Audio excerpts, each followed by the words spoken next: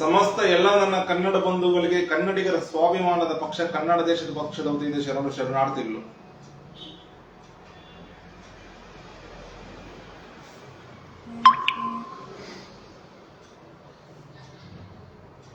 ಇವಾಗ ಭಾರತ ಒಕ್ಕೂಟ ಸರ್ಕಾರ, ಭಾರತ ಒಕ್ಕೂಟ ಆಡಳಿತ ಸೇವೆ ಪರೀಕ್ಷೆಗಳಿಗೆ ಅರ್ಜಿ ಆಹ್ವಾನ ಕರೆದಿದ್ದಾರೆ.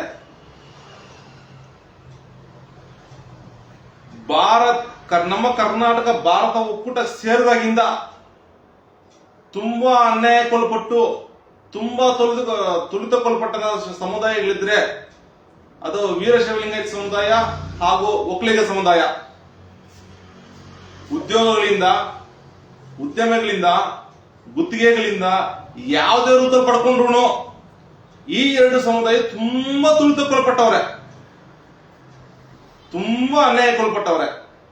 ಈ ಸಮುದಾಯಗಳಲ್ಲಿ ಬರೀ ಶೇಕಡ 5% ಮಾತ್ರ, ಬರೀ 5% ಮಾತ್ರ ಸ್ವಲ್ಪ ಅನುಕೂಲ ಉಳ್ಳವರು ಅಷ್ಟೇ. ಇನ್ನು 95% ಎಲ್ಲರೂ ಬಡವ್ರೆ, ಹಿಂದುಳಿದವ್ರೆ.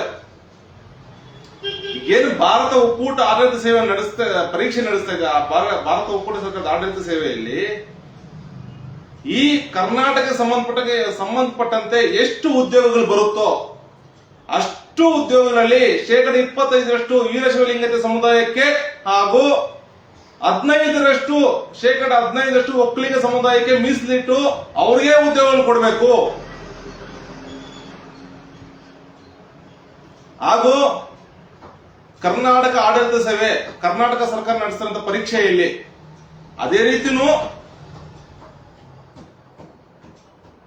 ಇಡೀ ಕರ್ನಾಟಕದಲ್ಲಿ ಹೆಚ್ಚು ಮೊದಲನೇ ಸಮುದಾಯ ಜನಸಂಖ್ಯೆ ಇರುವ ಸಮುದಾಯ ವೀರಶೈವಲಿಂಗಾಯತ ಸಮುದಾಯಕ್ಕೆ 25% ಮೀಸಲಾತಿ ಹಾಗೂ ಎರಡನೇ ಸಮುದಾಯ ಆದಂತಹ ಒಕ್ಕಲಿಗ ಸಮುದಾಯಕ್ಕೆ 15% ಮೀಸಲಾತಿ ನಿಗದಿ ಮಾಡಿ ಇವ್ರಿಗೆ ಇಷ್ಟು ಉದ್ಯೋಗಗಳು ಮೀಸಲಾತಿ ಕೊಟ್ಟು ಪರೀಕ್ಷೆ ನಡೆಸಬೇಕಂತ ಹೇಳ್ಬಿಟ್ಟು ಹಾಗೂ ಎಲ್ಲ ಹಂತಗಳಲ್ಲೂ ಭಾರತ ಒಕ್ಕೂಟ ಸರ್ಕಾರ ಆಗಿರ್ಬೋದು, ಕರ್ನಾಟಕ ಸರ್ಕಾರ ಆಗಿರ್ಬೋದು ಈ ಮೀಸಲಾತಿನ ಅಳವಡಿಸಿಕೊಂಡು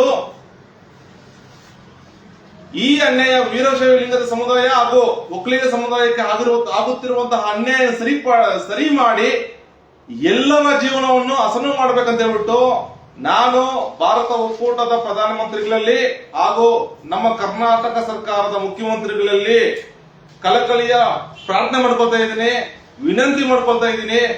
ದಯವಿಟ್ಟು ಜಾರಿಗೆ ತರಬೇಕಂತ ಹೇಳ್ಬಿಟ್ಟು ಸಮಸ್ತ ಕನ್ನಡ ಬಂಧುಗಳ ಪರವಾಗಿ ನಮ್ಮ ಪಕ್ಷದಿಂದ ನಿಮ್ಮಲ್ಲಿ ಬೇಡ್ಕೊಂತ ಇದ್ದೀವಿ.